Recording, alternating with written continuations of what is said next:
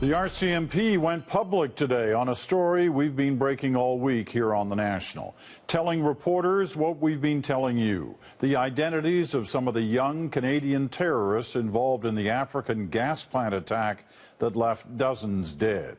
Then, after naming names, a rare and surprising move. That's where the CBC's Adrian Arsenault begins her report tonight. Adrian.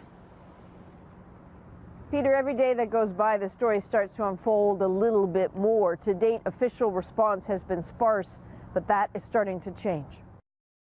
Possibly years after two and maybe more young men left on their murderous mission, months after they died as terrorists in Algeria, the RCMP finally officially acknowledged what most now know, that the remains of Canadians Chris Katsarubis and Ali Medlej were found among the dead militants. The RCMP saying today it needs help. Anyone with information such as who have assisted them in departing Canada or any other information that may assist with our investigation into this matter are encouraged to call the National Security Information Network. Tracking the travels of the young men still urgent. And a CBC investigation can now reveal more about what happened with the third young man in that group from London South Secondary, Aaron Yoon, who traveled overseas with his friends Ali and Chris. He is in this prison in Nouakchott, the capital of Mauritania. He's been there since before January's attack on the gas plant.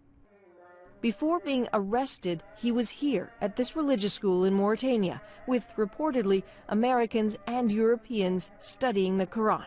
Something happened to make authorities suspicious. What that was is not yet clear. But he's been jailed since at least the summer of 2012, known by his Muslim name Haroun Youn. We reached a human rights activist in Mauritania.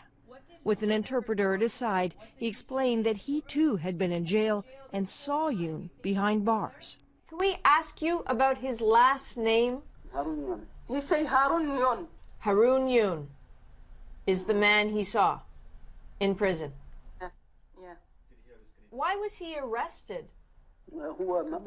They were accused as a group, he said. The group was accused of having a relationship with Al-Qaeda, with jihadists. That was the accusation.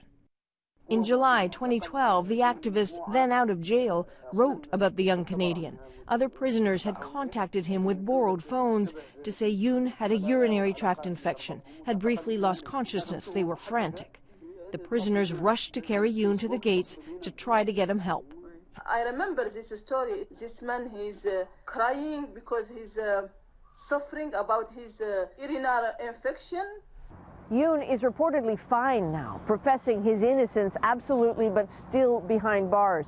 Now, Canada has sent a diplomat to the region to have conversations with officials from Mauritania. There will be many questions for them and Aaron Youn.